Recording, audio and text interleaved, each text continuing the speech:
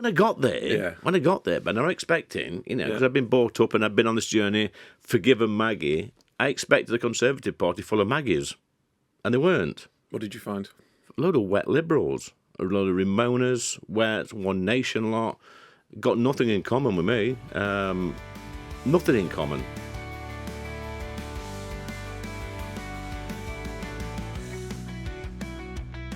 I'm Ben Houchin. This is the Blueprint Podcast, brought to you by Conservative Home, and we're going to lift the lid on centre-right politics in the UK. We're going to be speaking with influential figures from across the political spectrum to help understand how we can make centre-right politics relevant to people's lives again and turn it back into a political force for good. Hi everyone, welcome to a new episode of the Blueprint Podcast. Got an absolutely fantastic guest today. We have Lee Anderson, Reform MP for Ashfield, former Conservative, and we were just catching up before the podcast. Last time I had a proper chat with Lee, you came up to help me for my re-election in 2021, so it's great to be able to catch up with you, Lee. Thanks, Ben. So usually on these types of things, Lee, we start off with, rather than jumping straight into the politics, we like to soften everybody up a little bit. I know that you are very high profile and you do a lot of kind of national media stuff and particularly with, your transition from the Conservative Party into Reform, etc. But I don't think a lot of people that I speak to would know a little bit about the man in the background. So would you mind just telling us, let's start off with, your background. Where did you grow up? I grew up in Ashfield, the place I represent. So you are from Ashfield? Yeah, I'm from Ashfield. I've never lived more than 5 miles from where I was born.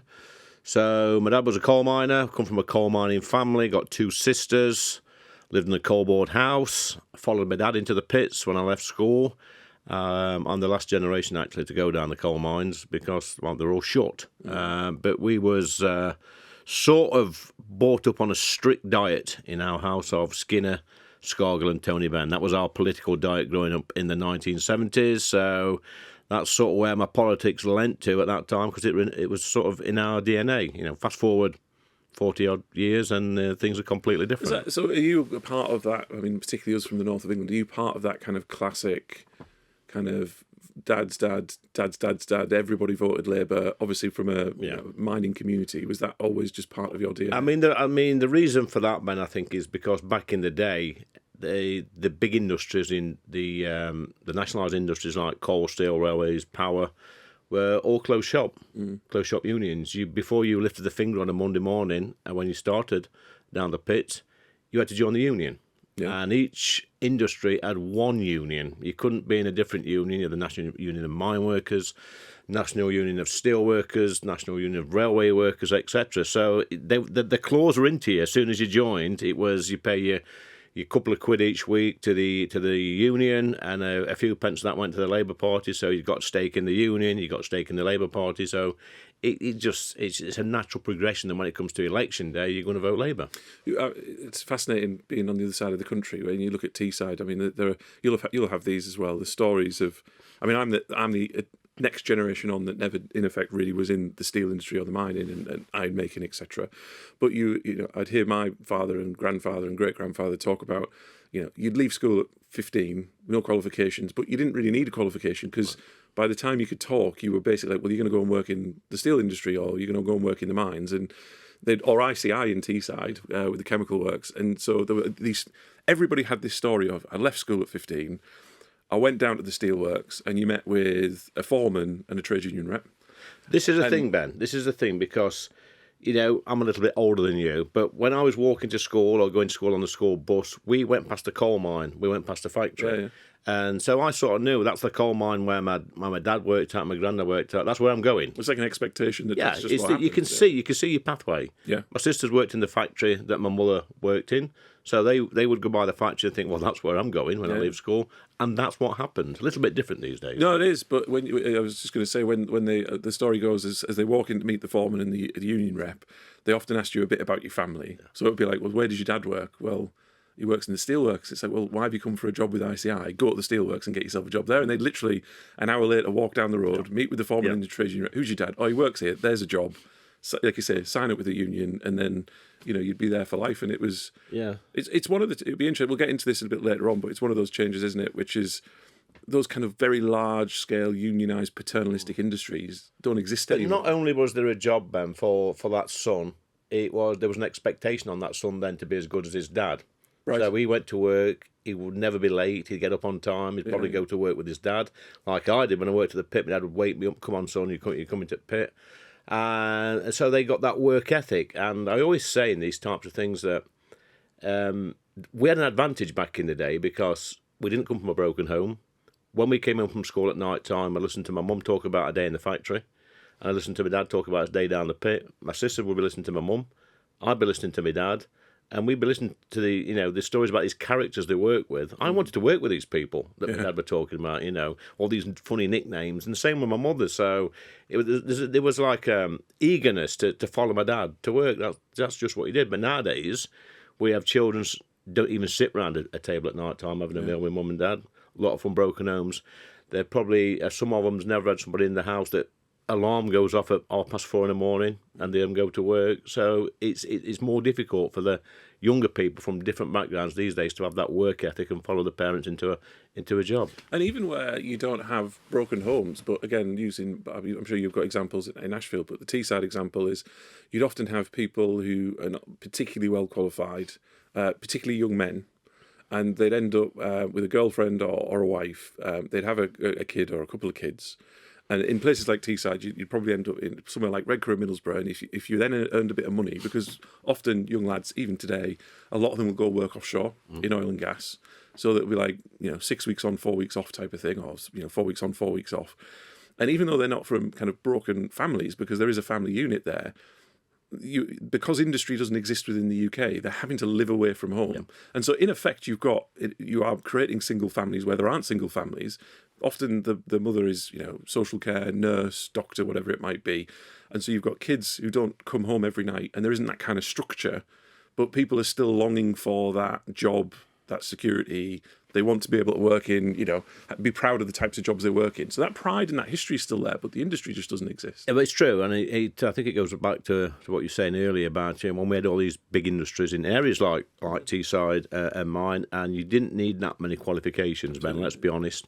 Some of the cleverest men, skilled work, wasn't it? Some of the cleverest men I ever worked with was underground, but they were barely literate, some of them. But, give them a few tools and an unbelievable task to do in the most dangerous of conditions, and they would do it as quick as a flash. Far quicker than somebody with a university degree in physics or maths or whatever. These men were brilliant. Like I say, didn't have much education, but great workers and just great thinkers as well. Well, yeah, and again, we're already going off on one here, aren't we? We are. It's this whole kind of idea of everybody needs to go to college and university, whereas actually there is such a large proportion of people who, for whatever reason, it's just not right for them. But 50 years ago, there would have been a profession that they could have been elite at. Yeah. But they now are almost kind of thrown on the scrap heap at 15, 16 because they haven't got, A's in. That's right.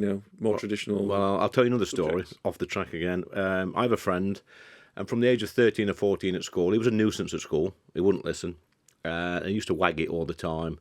And he'd always be on the local farm. He'd be messing around with tractors, helping the farmer, getting the crops in, doing, stripping engines. Left school with no qualifications, and then he went to open his own garage, repairing cars. Got his own successful business, got a nice big house, done really, really well, got a few bob in the bank. And you know what? I think about him now, and his name's Darren. He don't mind me saying his name. And there's lots of Darrens up and down the country that should be taken out of school at 14, 13 and given some sort of vocational training, getting their hands dirty, making stuff, fiddling about with engines, or whatever, rather than being on the streets being nuisances. Yeah. Yeah, and for whatever reason, not buying into school, which causes truancy and all the other problems that come along with it. But going back to you, Lee, I feel like this is going to be one of those conversations that keep going off on tangents. But going back to you, so you work in, so I assume you went into the mines 16, 17? 18. 18, was it? And then, so how long were you there for? About just over 10 years, about 12 years, I think it was. Okay. Yeah. Oh, so it's a significant period of time then. Yeah. And then what happened after that? I became a single parent to two boys. And I took I think it was about a year off of work to look after my boys and make sure they got to school and did all that sort of stuff. And then And how old were they at the time that happened? Charlie he'd be 6 and Harry'd be 3. Right. I got a job volunteering at the local Citizens Advice Bureau. Right. 1 day a week, and while the kids were at school. I enjoyed it that much that I used to go every day. And, was that during this year period that you took off, or was that afterwards? Yeah, well, it's sort of towards the end. I got a little bit fed up. I walked by the CAB one day, saw they needed volunteers. I thought, well, I need to do something with my Did you time. not fancy going back into industry? No, because it's always shifts, Ben. So when you've got a single parent, you've got to, you can't do shifts. It wasn't really an option. Did that. Loved working at the CAB, and then I got a paid job there. And that sort of got me this, interest in social policy, in equality, and looking at poverty, because there was a lot of poverty in Ashfield. And that's when my political journey started, from feeling sorry for people that were coming in debt. They'd have things like, let's say, a family with problems with benefits, they'd have debt, they'd have housing issues. They'd come and see me, and we'd try and fix all these problems for them. And I used to go away thinking, God, I've done a great job there. But then 10 years later, I'm seeing the kids of these same people coming in with exactly the same problems. Right. I'm thinking, my goodness, we've not actually solved anything. All we've done is took one set of problems from mum and dad and given them to the children, because they're coming in years later with 3 or 4 kids, got rent arrears, got debt problems, got welfare rights problems, and this society is broken. And I blame Tony Blair for this and Gordon Brown, because they introduced a tax credit system in 97, 98, which allowed families not to go to work or reduced the hours to 16. So it killed off all that aspiration that we had when we started work, where we wanted to do well, get promoted, go to night school, whatever. It allowed people to stay on benefits, basically. And 3 or 4 generations later, they're still trapped, these families are. I know the Tories have tried to do something to get them out with the cap, whatever, but the benefit system is so generous in this country, and it is generous. I know people will probably have a pop at me for saying this, but back in the day, like I say, Ben, I'm a little bit older than you. I can't remember anybody in my class when I was 11-year-old whose mum and dad or dad didn't go to work. So one of the things that so if you were playing devil's advocate, one of the things would be, well, there was a huge amount of poverty that was created over kind of 20 years. Yeah. That there needed to be some sort of intervention to be able to correct some of what people saw were mistakes in kind of the 70s and 80s. Yes. What would the alternative to that? Well, I mean, there was mistakes made. For example, in my area, they closed all the pits and didn't replace it. There should have been a transition or something. Because that's the big thing, and that's what I was going to get at, Lee, is that people talk about Thatcher, particularly in the Conservative Party, as if she can do no wrong. But one of the things, I mean, again, being as old as I am, I'm not from that generation. No. I mean, I was only born in 1986, so I don't remember the Thatcher era. I'm a little bit younger than so we hated Thatcher with a passion. But this is and it's kind of like, so I mean, you can have an economic argument about whether it was right to take on the unions and deal with, the steel industry and the coal mines, etc., etc. But the bit that I see that she completely missed was, well, if you've done that, that's fine. You can have an argument about whether it's right or wrong. But if you're going to do it, what are you putting in place to, in effect, help those completely hollowed-out communities? Here's the thing. So the village I grew up in Southway, it's 3,000 people. It was 3,000 people. It was a coal mine. It was a factory. It was a couple of schools, a few shops, quite a few pubs. Now, with the coal mine, it wasn't just a place where 1,000 men worked from the village. The coal mine gave you a football team. Absolutely. It gave you a cricket team. It gave you a rugby team. It gave you a bowls team. It gave you a brass band. It gave you a welfare club. That was our community. And when the coal mine went, all that went overnight. Yeah. So people didn't play football together, didn't play cricket, didn't do all this stuff. So it was that bit that the Tories at the time and Maggie didn't care about. And they didn't care? No, they didn't care. Right. Absolutely didn't care about it at all, because I think they just didn't understand it because they weren't maybe from that's a better way of putting it. I'm not saying you should. No. They didn't. Because growing up in my village, it was.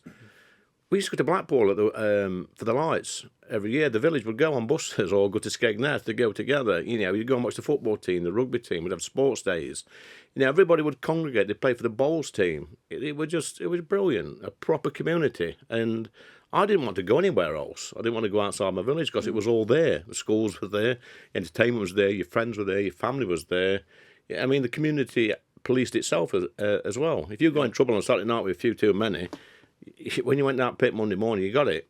So you behave yourself. But there was that real proper sense of community. For all of those reasons that you've said, because it was. I'm not saying it was perfect, because it weren't. No, absolutely not. But no, absolutely. I don't think anybody's suggesting that. But so again, just to kind of go back to it, and it's easy in hindsight, isn't it? But you talk about what you saw at the Citizens Advice Bureau. You talk about Tony Blair and tax credits and the benefit system, but something had to be done, given in effect there was no transition and there was nothing put in place. It's simple. It's simple. And the way out of poverty is through education, training, and work. It's not by keeping people on benefits and trapping them. People do better when they've got something to aim for. But if you close an industry, so let's say you take the mining, for instance, you close the mines and you say, okay, well, we've closed the mines, but we're going to put on all these training courses and we're going to, give you the skills, but for what? Yeah. There's an aspiration thing, isn't it? It's that and I say this all the time, right? The problem with Teesside over the last 20, 30 years, when you've had the decline, particularly of the iron and steel making industries, is that, little Johnny and little Jane who live in Middlesbrough leave the house and they see nothing. Yeah. So it's not like when you were growing up, it was like, well, I leave the house, I see that. That's the job I'm going to get.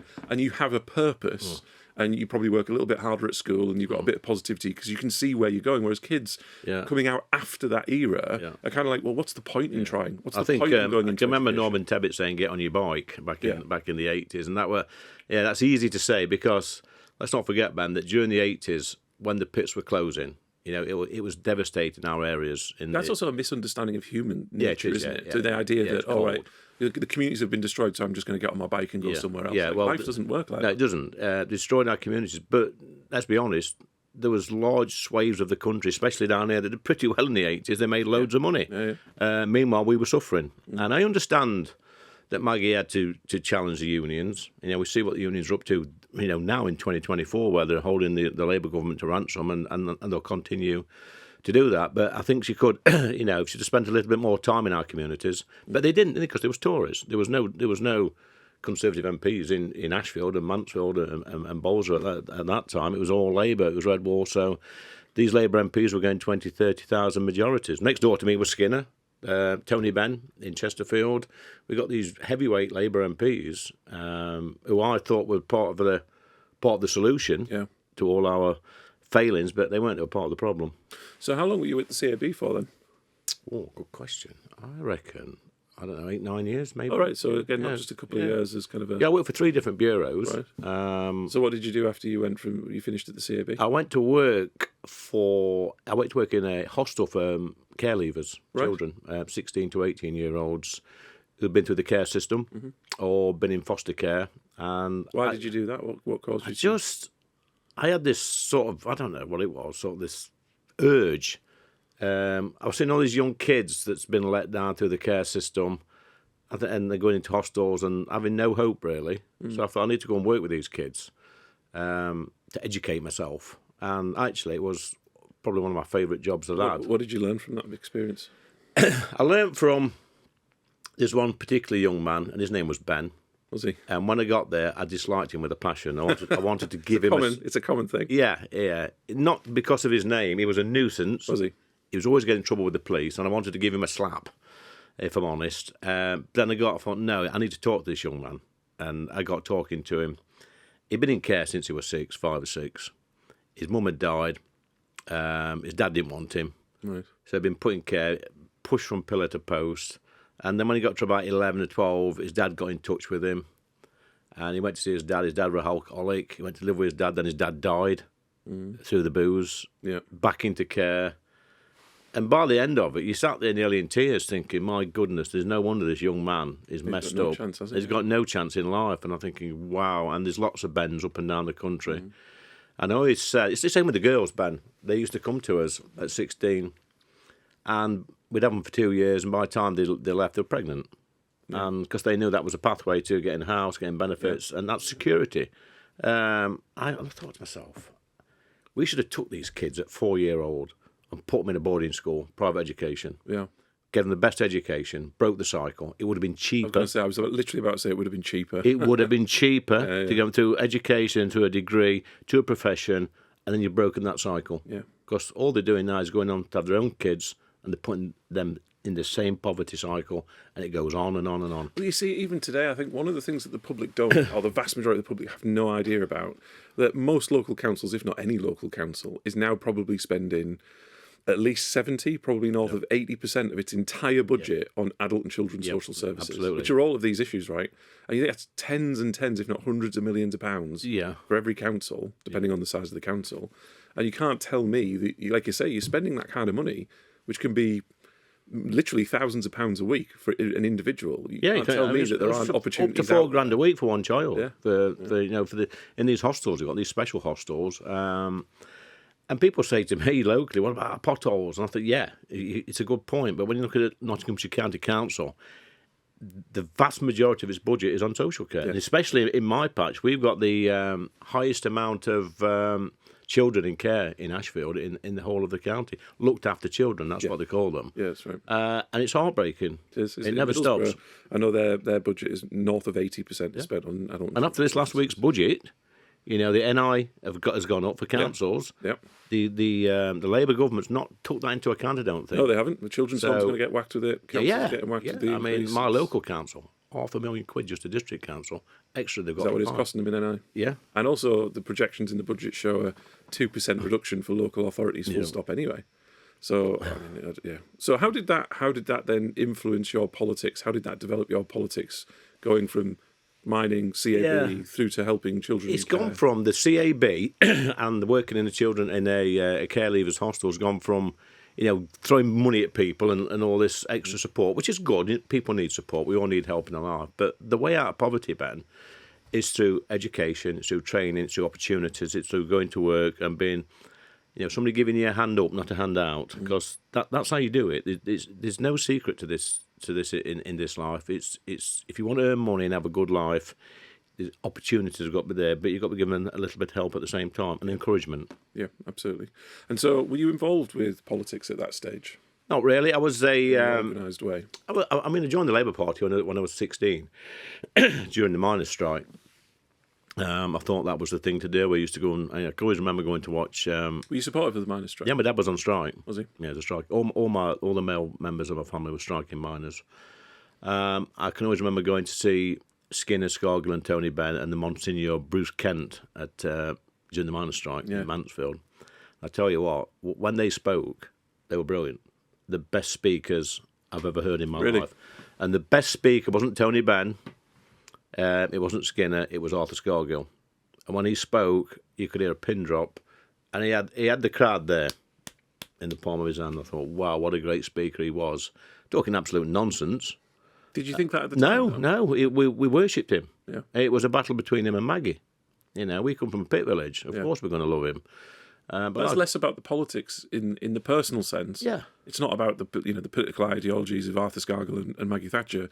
You're thinking about your job, your family, your community. We need somebody to support, somebody to stick up for us, somebody to worship, and it was him against Maggie. But when you look back, it was all about egos. It was Maggie wanted to bring the miners down and the unions down because of 1974, and Scargill wanted to be like Joe Gormley in 1974 and bring a government down. Yeah. Simple as. And so when did you get more formally involved in politics beyond being just Well, it's while I was working at the hostel. I knew Gloria, who was the MP in Ashfield, Labour MP. Her office manager messaged me and said, "There's a job going. Would you like it?" And I thought, I've only just started this hostel. I've only been there about probably 7 or 8 months. I was working at other hostels as well at the weekend. And I thought, shall I go for it? Anyway, I went for it. I got the job, and then I turned it down. I said, I'm not coming. And I thought about it for 24 hours. I thought, there's a reason I've been offered this job. Maybe I can do some good. We all have CAB experience and working with young people. So I went. After about 4 weeks, maybe a little bit longer, the office manager that gave me the job went off sick. So I then became the office manager. And I hated working there. Really? Yeah, because I got involved with the local Labour group and I met Labour MPs.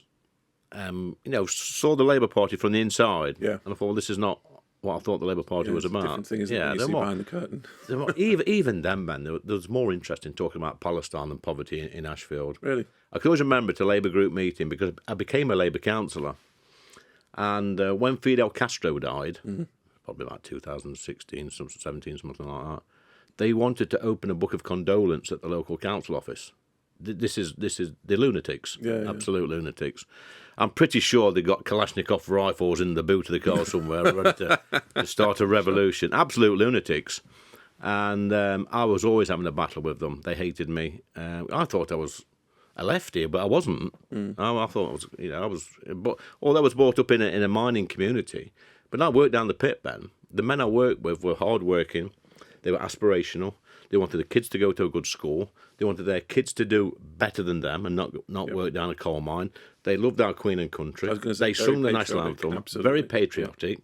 A lot of them had fought in the war, or the dads had fought in the war. Yep. These were small C Conservatives that had always voted Labour. Absolutely. For some reason. So I'm thinking, no, this. Well, I think it goes back, and this is the nuance that I think particularly Westminster and kind of the London bubble never really get. If you look at the history of people, particularly in the north of England, in these areas we're talking about, it goes down to a point of jobs, community. The fact that that industry built up in the way that it did in that unionised way meant that there was a default towards that, not necessarily because from an ideological point of view, but from a communal point of view. And it's almost like, you see it now. You go look in the north of England. All of those communities are still very proud. They want to work. They want to give something back. They're very community orientated. They are. My area. I'm sure your area is the same. Some of, if not the most patriotic parts of the country, compared to necessarily central London and other more metropolitan areas. So, what took you on a transition from Labour to not being Labour anymore? So how did that go in actual political terms? Because obviously you were an office manager. Yeah. I was a councillor on Ashfield Council, a Labour councillor, and I was more friendly with people like Ben Bradley because he was a councillor on the same council. Oh, right, okay. We were quite good friends at the time, and every time we had a council meeting, I used to find myself agreeing with the Conservative group. And anyway, one particular Labour group meeting, one of the Momentum, because they were controlled by Momentum, the whole cabinet on the council was Momentum members. One of them stood up and said to me, "Oi, Anderson, have you ever read the works of Karl Marx?" And I said, "Well, no, I've not." He said, "Why don't you off then and join the Tory party?" And I thought, that's not a bad idea. So I joined the Tory party that week, and then 18 months later, I was that man's MP. So they give great career advice to the Labour Party. Because I thought, well, they're not speaking my language. I want my area to be better. I want to do stuff. I want to make changes. Why not? Why shouldn't it be me? I'm from there. Absolutely, yeah. So I put my head up. I took a gamble on myself. I joined the Conservative Party. We had 30 members in Ashfield when I joined. We had 50 quid in the bank. I then became the candidate. Don't tell my wife this. I had to go and take a bank loan out for 10 grand. Did you? To buy some campaign materials, and then fundraised, built the membership up, and then got elected. And so, we could spend hours and hours on this, but we're going to have to fast forward a little bit. What went wrong for you in your time in the Conservative Party? What led to you, obviously, moving on to reform? See, growing up in the 70s and 80s... Because I'll be honest with you, even now, with a lot of what you're saying, I don't... Yeah. And I suspect there are many in the Conservative Party that don't disagree with what you're saying. And you and I know a lot of the same people who... I come to terms with Maggie and forgave her. And the reason I forgave her is... I'll tell you a quick story, if that's okay. No, absolutely, yeah. I was campaigning with Gloria in 2017, and when May called the election, and was talking to an old chap, which Gloria was, in Ashfield, and to ask him which way he voted, and he wouldn't tell her. And she came back, she goes, "Lee, he's an ex-coal miner, go and ask him." So I went, he was about 80 years old, and I got talking to him. We both worked at the same pit at some stage. He says, "I vote Conservative." I said, "Why do you vote Tory?" I said, you're an ex-miner, 40-odd years now, pit, massive trade unionist, big Labour area. He said, "I'll tell you why." He says, in the early 80s, he says, I had one of these what's it all about moments come to me head. Why are we here? What's the universe all about? Why are we on this planet? What's our purpose? He said, I thought to myself, I'm working down a coal mine, don't particularly like my job, it's horrible. My missus works in a factory, she doesn't particularly like her job. I've got 2 kids at the local school, they're going into the factory, 2 girls. When they leave, they probably won't like that. I live in a council house, on a council estate, and I've got about 10 quid in the bank. He says, and as a human being, I felt worthless. I thought, wow, that's quite sad for a grown man. He says, and then Maggie came along, who we hated again, and said to me, "You're not worthless. You can have a stake in society if you want one. You do the right thing, work hard. I will let you buy your council house at a discount," which was a big thing, bearing in mind, Ben. Absolutely. Back in the day, less than 10% of people in Ashfield owned their own property. It's huge. So he put the hours in, did the overtime, bought his house. He says, and now when I sit in my house, looking at my garden, at my shed, and my fish pond, and my greenhouse. It says, this is all mine and the missus's. And when I die, I can leave this to my children and my grandchildren. And I'm not worthless anymore. My life has been worthwhile. I thought, wow, he got me. Absolutely. Maggie took this working man who felt worthless and made him feel like his life was worthwhile and that he was going to die happy because he got something to give to his children. And that's sort of the road to Damascus moment. I walked away and I thought, well, I can't argue with that. Yep. I mean, I don't agree with everything that Maggie did, but No. she gave thousands of people up and down the country that opportunity to have a financial stake in society. And that's when I sort of forgave her and saw what she was up to. But I think it's fair to say, Lee, it hasn't lasted too long because obviously you became a Conservative MP. Well, when I got there, but I'm not expecting, because I've been brought up and I've been on this journey, forgiven Maggie, I expected a Conservative Party full of Maggies, and they weren't. What did you find? A load of wet Liberals, a load of Ramonas, wet, One Nation lot, got nothing in common with me, nothing in common. And I mean, the ones I used to get on with the Bill Cashers, the John Redwoods, people like that, got on really well with them. But people weren't taking any notice of these Tories. There's also a huge swathe of Tories that are not necessarily in the press in the same way that, there is a proportion. People might know you Bill Cashes and people like that.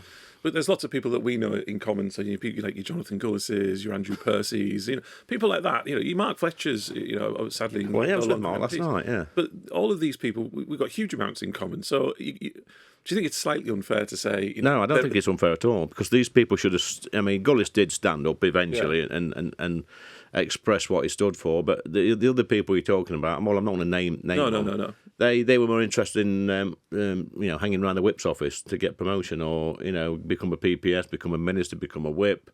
I'm sorry, you've paid for it now because they've all gone. And you know what, Ben? Yeah. I won my seat. I increased my vote share. You did. And so I was right. And so what took you... So obviously frustrations with the Conservative Party, you've outlined some of them there. Feel free to add any more. But what was the point in which you thought that's... Small boats, never listened. Obviously there was this suspension issue, which, to be fair, Kemi, as the new leader of the party... She stuck up for me, Kemi. I was going to say, she's been quite vocal about the fact that she didn't think that was the right thing to do. Was that the straw that brought the camels back, or was it when you things look as well? At what I said, Cameron said something very similar in 2016 from the dispatch box about Mayor Khan. Zach Goldsmith said something very similar. In fact, worse, he did a full article in one of the papers about Mayor Khan. These people went to different schools to me, had a different background. Yeah, they got off with it, and I got hauled in. And they wanted me to apologise. And I said, I'm not apologising. Yeah. Because my inbox, I've never had so many emails in 48 hours, 5,000 emails. And for those that may not have seen the detail of it, what was the gist of what the gist of was that Mayor Khan is not in control of London. And on particular nights of the week then, over a year ago now, it's this year, isn't it, actually, that the Islamists, the pro-Palestine marchers were in control of London. They were shining graphics onto the Elizabeth Tower from the river to the sea. They were, shouting murderous chants. They got their face covered up, and the police stood by and did nothing. Absolutely nothing. And our Jewish friends were scared to go out. Who's got control of London? Not Mayor Khan and not the Metropolitan Police. And we had a few within the Conservative Party. A few of the Wets wanted me to apologise. No, I'm not apologising because I'm saying what a lot of people are thinking. And if you haven't got me back, and you don't stick up for me, then I don't want to be with you. Fair enough.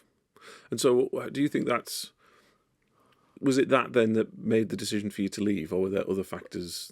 I didn't leave, did I? Well, I appreciate that, but you weren't expelled either. There was they should. I mean, Rishi, and again, I think Rishi's a good man. I don't think he's a bad man. I think he's a good man. Even when on the morning when people knew I was going to go to reform, I expected a phone call. Don't do it. Nothing. Right, there's no last minute. No last minute. Please say, Lee, that come and talk to us about it. If Rishi had called you last minute, before the rumours were you were going to go that morning. If somebody had called you, say Rishi had called you and asked you to stay, and what can we do to make this better? Would you have reconsidered? No. Mind is already made up. My mind was made up, but I just thought they would at least try, and I could have said, you know what, good on you for trying. But you've not. You've sort of I mean, my mind was made up, Ben, to be honest, but you sort of reinforced that I'm doing the right thing. But, I mean, the clincher for me was a few days before I went to see my mum and dad, and they said, if you go back, we're not voting for you. Really? That's my mum and dad. Well, you got to listen to your parents. Yeah, you have, always. And so, you know, the world's moved on. Obviously, we had the general election. Reform did, I think, extremely well. Not. It wasn't a surprise to me in any way, shape, or form. Was it 5 million votes in total? 4.1. 4.1. Sorry. Do you deserve it? Sorry. We'll call it. We'll round it up to 5. Right. You're over 4, so it's basically 5. So 4 million votes, 5 MPs. 5 MPs, 800,000 votes per MP. Per MP. How have you found it since the election with your small group of Reform MPs coming into Parliament? But obviously, small group, but actually disproportionate impact on the Yeah, we have got side. a big impact, I think, Ben. It's nice now because I'm not the controversial one.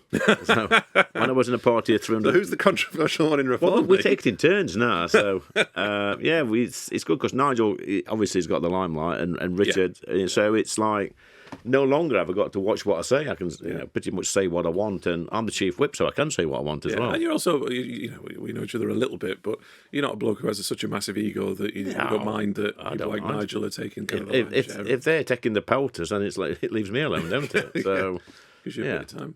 And so, how's it been in Parliament since the election, from a Reform point of view? Yeah, look, we're never going to win a vote. There's 5 of us. So what's the plan? What's the plan? The plan is to grow. I think this week we've hit 95,000 members. Reform have, we're closing on 100,000 members. When you think when I joined, Ben, back in March, we'd got 20,000 members, so another 80,000 nearly has joined since March. We have had a record amount of people again join over the weekend. Since Kemi was announced Saturday morning, bless her, and I like Kemi. We've had the Kemi effect. We've had 1,000 members join. That's the most we've had since our conference, and we had 3,000 join that weekend at conference weekend. Why do you think that is? Maybe it's a lot of Tory members joining that don't like Kemi. I don't know, but we know even from my association, I've got 660 members, Reform members in Ashfield. We only at our peak we had 150 Conservative members. And a lot of them has left and joined Reform. They followed me. So some people love Kemi and think she's great, and I wish her all the best. But other people look at it, natural Conservatives, and think, well, this is more of the same. Look at the people she's promoting within the cabinet. Yeah. These are all part of the problem. They do not learn, Ben. I suppose you have an issue that... They need a good clear out. Well, you only have 121 MPs to select, so you can't. How do you have a clear out? Well, I know. Even if you accept the premise, it's of what a problem. You're saying, It's a problem. But Mel Strider, who I think I've got a lot of respect for, but Chancellor, come on. So, what do you think of Kemi? Personally, what do you think of Kemi? I was on her campaign team 2 years ago when they got rid of Boris. So I like her. She's feisty. She's great at the dispatch box. She doesn't suffer fools. Do I think she'll be PM? No, I don't. Why not? It's too big a majority to overturn it in one cycle. She's Mum, we said that about Starmer, didn't we? I don't think she'll be PM.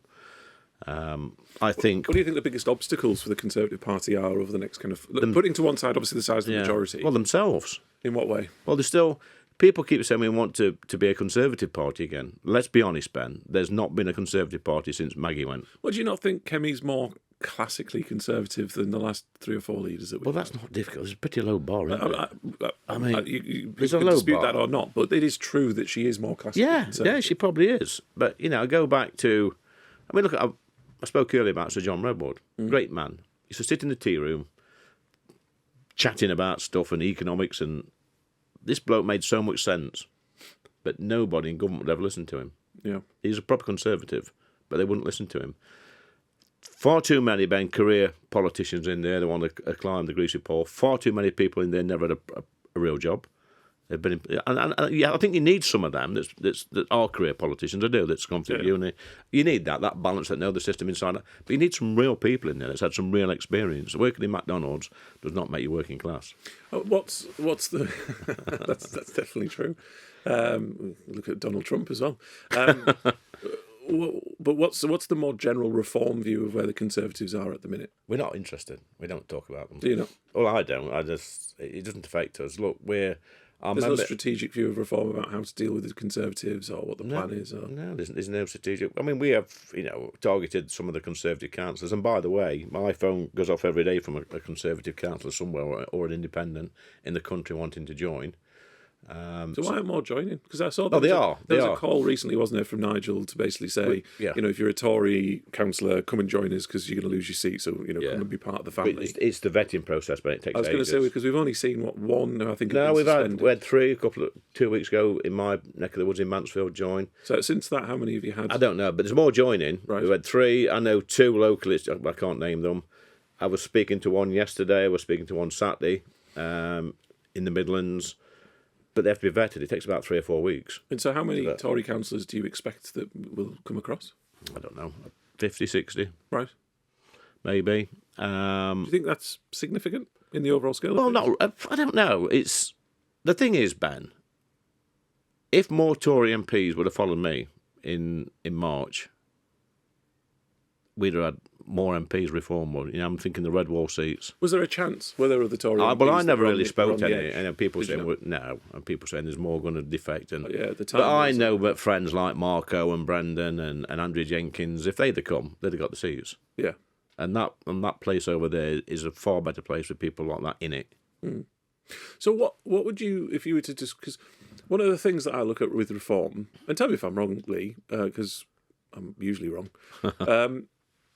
Reform to me at the minute seems like it's a little bit of a remake / re-collaboration of kind of UKIP Brexit Party, and it's kind of then mixed in with being very kind of Nigel Farage, which is incredible at communication. I think the Reform Party is doing really well with the way it's communicating. I think it's doing better than all of the parties, particularly on social media. I think it's engaging in a way that all of the other parties haven't quite caught up with yet. But it seems very good at identifying problems in the same way that UKIP were, but not really being able to propose solutions. Do you think that's fair or unfair, or what would you say to that? Well, you should read our contract, which is like our manifesto. I haven't seen the contract. Oh, there you go then. So you need to read that first. I should have read that. Should have read that first. There's lots of stuff in there. But no, we're building a movement. I would say when I spoke to people on the doorstep in the general election, and there were lots of people who didn't want to vote. Well, let's be honest, most people didn't want to vote Conservative. Not that many people actually wanted to vote Labour. They just wanted rid of a Conservative government. But there was a significant proportion of people that voted Reform. And I would bet my bottom dollar that very few or next to nobody would have even heard of the contract as well. That's not what people were voting Reform for, were they? It's the messaging. You just said it, Ben, about 2 minutes ago. The messaging that we put out there is great. It's you've got Nigel, his social media is great, getting that same message out. People are fed up, whether you like it or not. And some of the wets in Parliament, my old Tory colleagues, used to say to people like me and Gullis and Brendan, stop talking about illegal migration. But there's only you not speaking about it. I'm sorry. Don't be foolish. The country's talking about this. Some of these inner cities like Gullis, Stoke-on-Trent, he's got loads of hotels with illegal migrants in. I didn't have it in my patch, but we had it next door, and it's a massive problem. The optics of illegal migrants coming over on these boats, getting hotels, getting legal aid, getting whatever they get, and then never getting deported. This was a big problem. Especially in the Red Wall, they see it as unfair. Yeah. Does that drive a big part of the Reform vote then, the immigration issue? The immigration does, yeah, definitely. What about the economy? Because I'm still a big believer that it's the economy that really drives election results. I don't think about I don't think a significant part of the Reform vote is about the economy. I mean, Theresa May said it in one of the last 22 committee I went to. We was banging about immigration again in the 22, and she stood up and said, it's economy. It's the economy that wins the elections. I thought, well, you're a fine one to talk to give advice on winning elections. You went to the country when you got a majority. But I think it's probably fair to say. No, it's not. No, sorry. In the 2019, there's nothing to do with the economy. Well, Boris got an 80-seat majority on Brexit. Well, yes, but Brexit was also about the opportunity that would come with that around jobs and the economy and the reignition of the UK. Brexit encapsulated all of those things that basically led back to the point that we all agree on ultimately, which is people want opportunity, they want a purpose, they want to feel like they're listened to and cared about. Brexit tapped into that, Boris tapped into that and kind of said, this is a vehicle for us to be able to bring manufacturing back to the UK, for you to have pride in your community, to create jobs, to create opportunity for your family. All of it links back to, and I hate saying this because I'm talking in kind of that kind of slightly Westminster way. All of that leads back to kind of that question of the economy about how do we do something that makes the next generation feel like they're going to be better off than the current generation. No, you're right. I mean, that's progress, isn't it? When your kids, actually are better off than what the parents are. That's progress. But actually, I think we've gone backwards a little bit, Ben. I think that's what drove the election result. The election result was largely driven by we want rid of the Conservative government because people felt worse off, and they blamed the Conservative government for it. Yeah, fundamentally, it is their fault. If people how much of it was down to? Sorry to interrupt, Lee. How much of it was down to COVID, though? I mean, spending £500 billion and the debt that it increases. But listen, Ben, public services. I know, and I get all that, and we're politicians. I mean, we can pick the bones out of that all day long. But people go to the ballot box, put the cross on the paper, and then they want to go away for 5 years and let the experts run the country, and they want to feel better off at the end of 5 years. Rishi Sunak, he gave away close on £500 billion to businesses, to people, to get them through COVID. Incredibly generous. Kept businesses afloat, paid people's bills. Did they repay him for it at the election? Kicked him out, didn't they?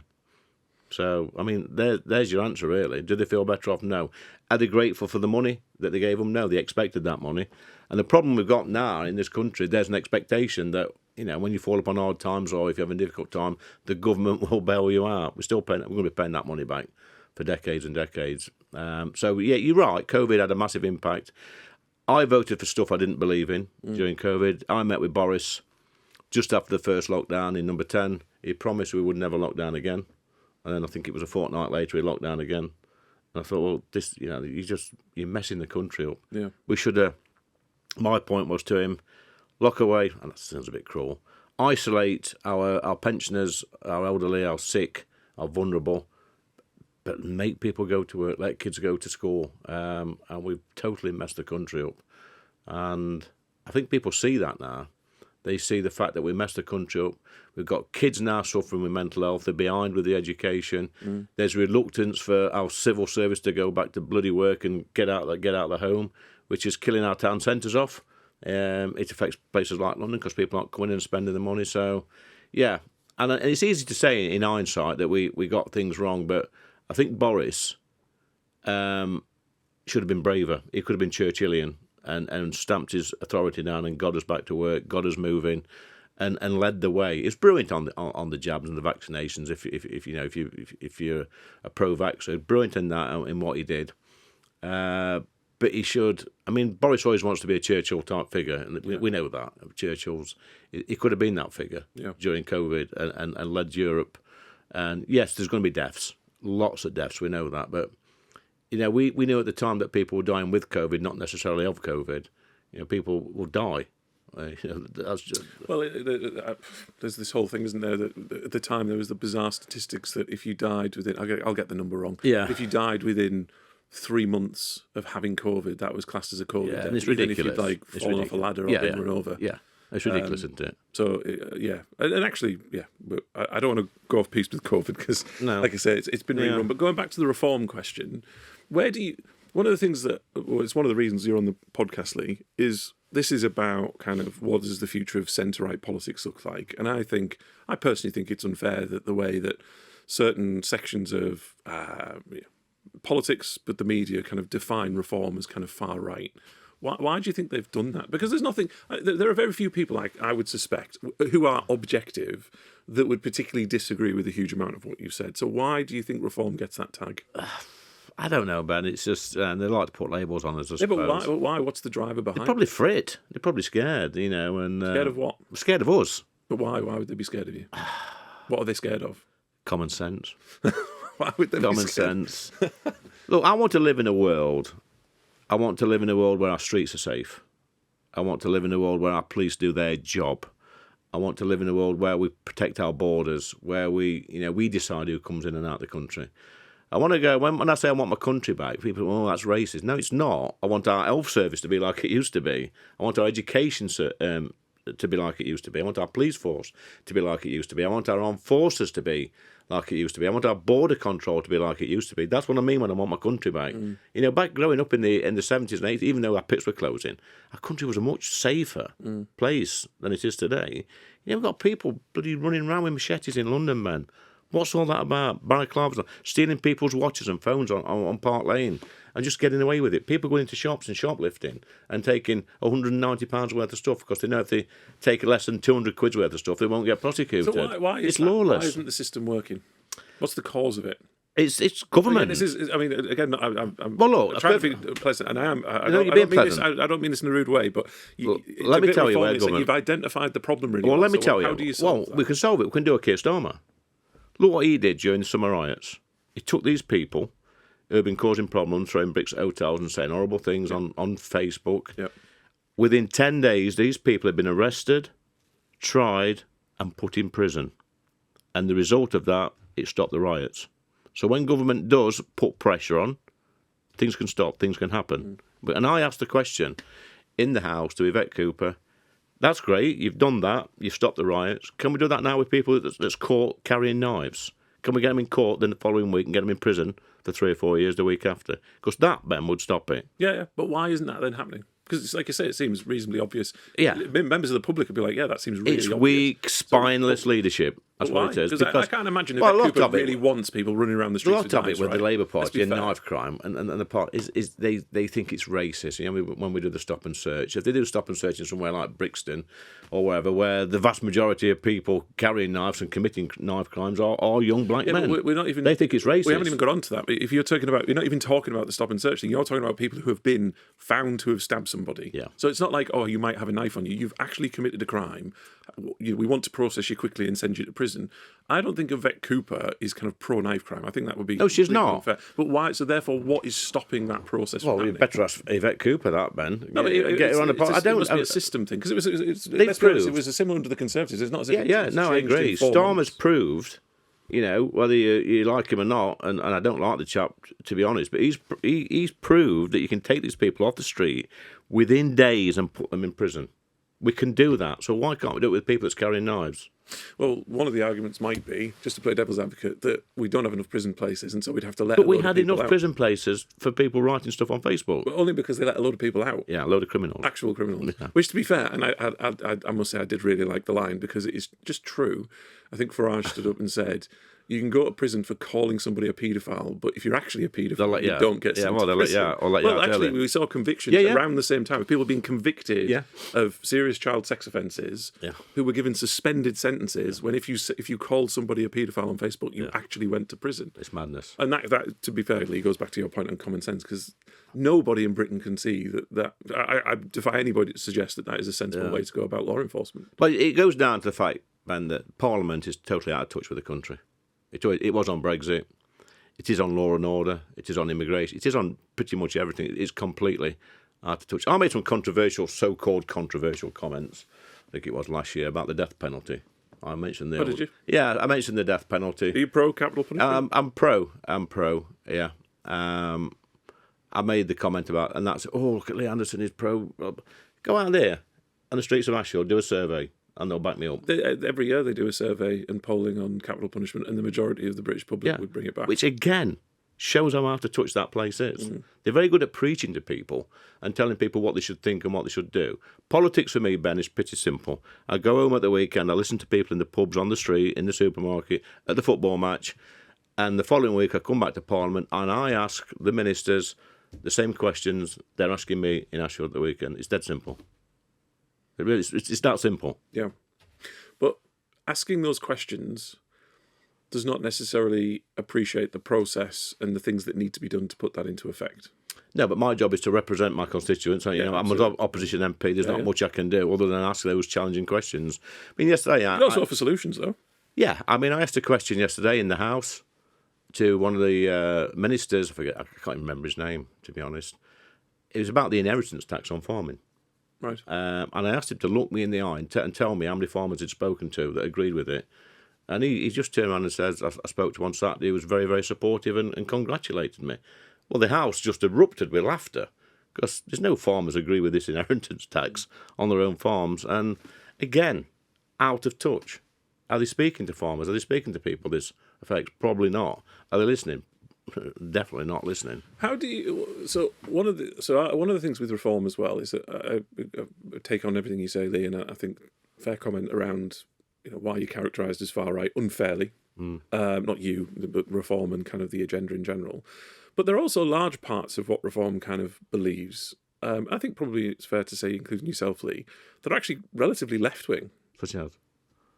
Now, there's been talk of nationalisation of some of the utility. Yeah, 50-50. 50-50. I've always supported that sort of concept. Look at there's things I don't think we should have privatised. I mean, water's been a catastrophe, I think. But I think, a 50-50 sort of public ownership, private ownership, I think that could work because there's an incentive for the private funders to make some coin, and also there's an interest from the government to get some money back as well. I think that would work. And so that seems okay. That seems like a view. But then if you take it further, so you talk about the little bit on the budget around kind of farmers' inheritance tax, national insurance, etc. How does reform balance the idea that actually, when I see reform voters, and I say that unfairly, I think have they got two horns, Ben, hanging out the red? No, they really haven't actually. There are lots of people that actually voted for me.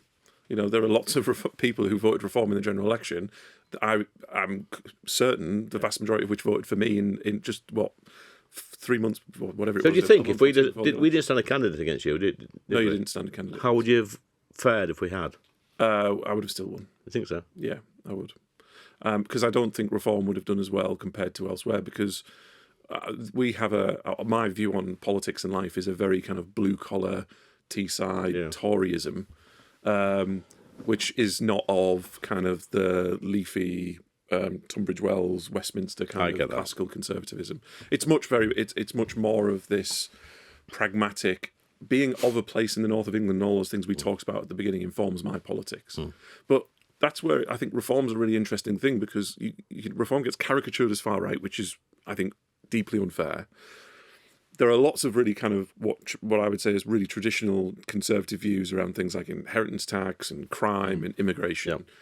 And then at the same time, speaking to reform voters or people who are inclined to think positively of reform, even if they didn't vote for them, do want really well-run public services. Yeah. And so they want kind of like some Toryism around tax, but actually they want really well-funded public services. How does reform square? Not just well-funded public services, which I think they are. They want well-run public services. There's a big difference there. But do you think if there was ever a reform government in, say, 5 or 10 years' time, which there will be. Which there might be, I'm not saying it's impossible, absolutely, and they come in and they say, right, actually, there's no more money for the NHS and public services because it's got enough. It hasn't got enough. But what we're going to do is, is there a 50-50 model for the NHS around privatisation and public service to be able to run it more effectively? I'm not trying to back you in the corner. No, how do you sell that to reform? Well, I mean, there's large swathes of the NHS already in private hands, Ben. We know that, but we need to. I mean, Richard always says it, and he's bang on. If you said to every single department, save 5%, they could do it. When you go into a private business and they're struggling a little bit, or they need to make changes, you can do it. You can save that money. That would save absolute billions of pounds every year. Scrap net zero for a start. That's costing us £30-odd billion a year.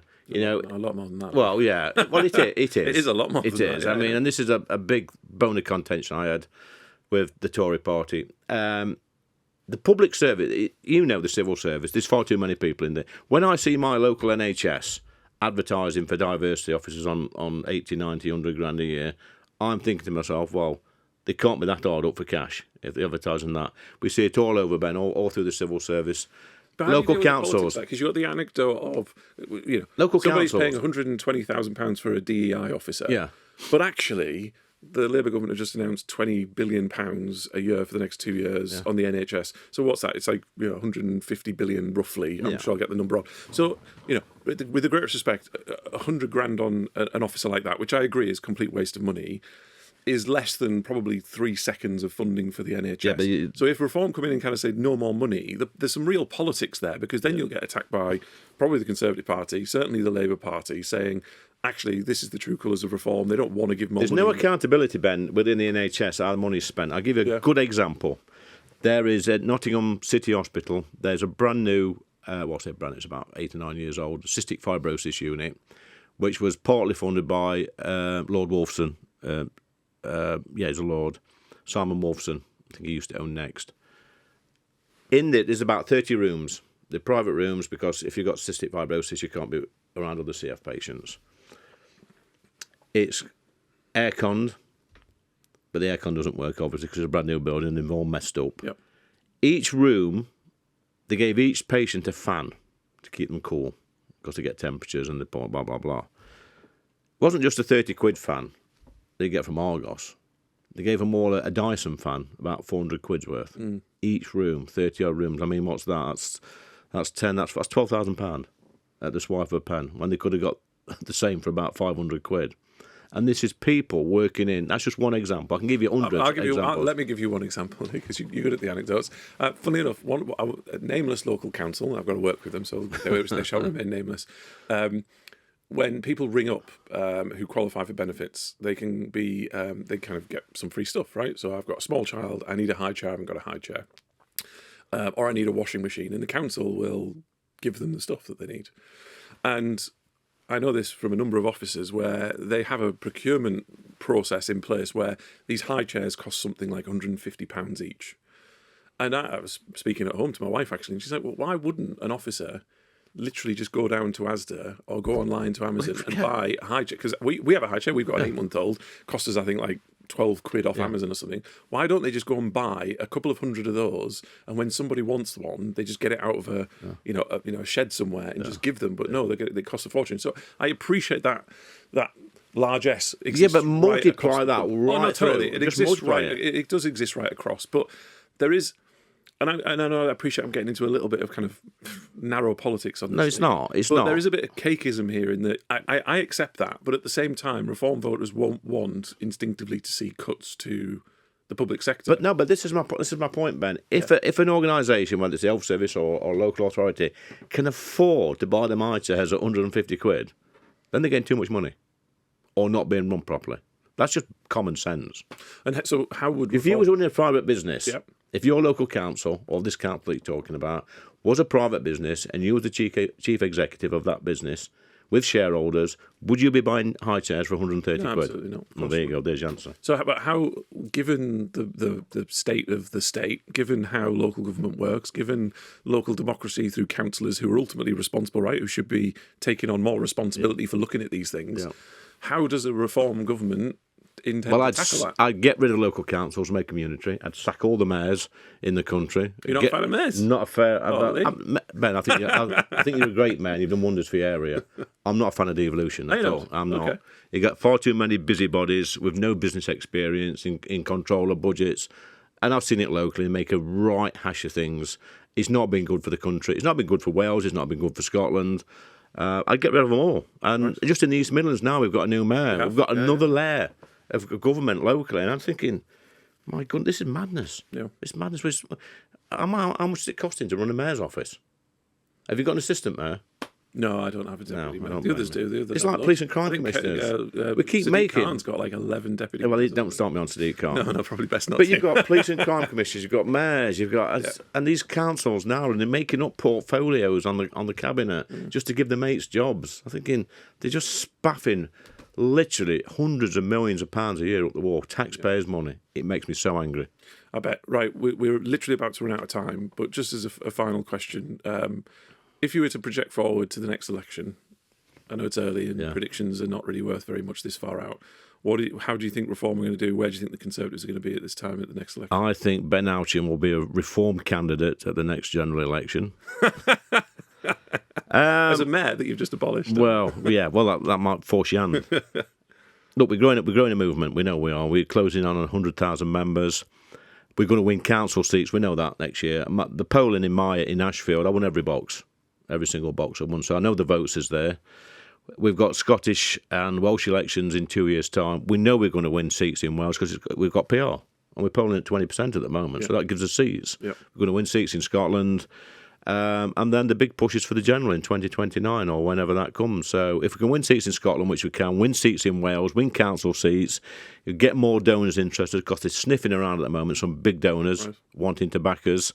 But they need to see some proof that we're a serious party. We're a start-up party. But, this is not UKIP. This is not the SDPs. This is a proper movement. 4 million votes on a short campaign, which was no money. We had no money. We ploughed money into 3 seats, mine, Nigel's and Richard's. One, James McMurdoch was a paper candidate. Yep. He spent 400 quid on his campaign and he won. Brilliant. Rupert funded his seat himself, so we punch him well above our weight. Brilliant. Really appreciate your time, Lee. Thanks for coming on. Cheers, and hopefully, maybe in the next few months or year or two, we'll have you back on. Okay, buddy. Thanks, Lee. Cheers, mate. Thank you for listening to the Blueprint Podcast, brought to you by Conservative Home with me, Ben Houchin. Remember, you can like and subscribe on all of our social media channels, and you can catch a new episode every single Wednesday, wherever you get your usual podcasts from.